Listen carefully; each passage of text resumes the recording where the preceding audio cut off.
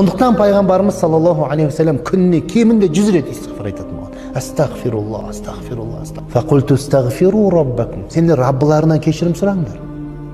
Раббыларынан, сендерді тәрбиелеген, сендерді жаратқан Раббыларынан кешірім сұрап истигфар тілеңдер. Иннаху кана ғаффар.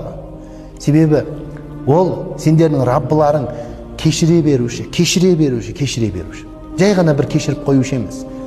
Пендесі күнә жасайды, кешіреді. Пендесі күнә жасайды, кешіреді. Кешіре береді. Кешіруден Алла Тағала ешқашан жалықпайды. Біз қандай бір тірлікті жасасақ жалығамыз, Алла Тағала жалықпайды ешқашан.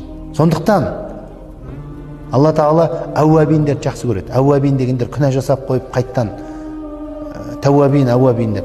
Күнә жасап қойып тәубе қылады, истигфар тілейді. Күнә жасап қойып истигфар тілейтіндерді Алла Тағала жақсы көреді. Юрсилис сама алейкум мидрара.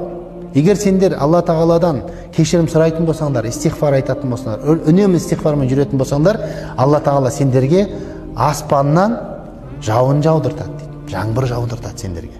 Алейкум мидрара. Ва юмдидикум би амуал. Сендерге мал мүлікті жібере, мал мүлікпен қамтамасыз етеді сендерге. Мал мүлік береді. Рызық береді сендерге дейді.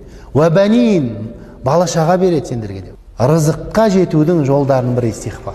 Сосын арғарат айтты. Ва яжаллакум жаннат ва яжаллакум анхар.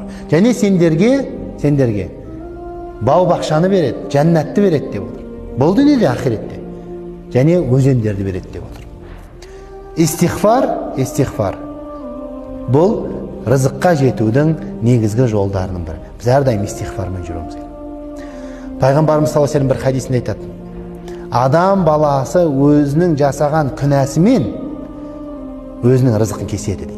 Рызқын азайтады дейді. Біз жасайтын күнәларымызбен өзіміздің рызқымызды азайтамыз, кесеміз рызқын.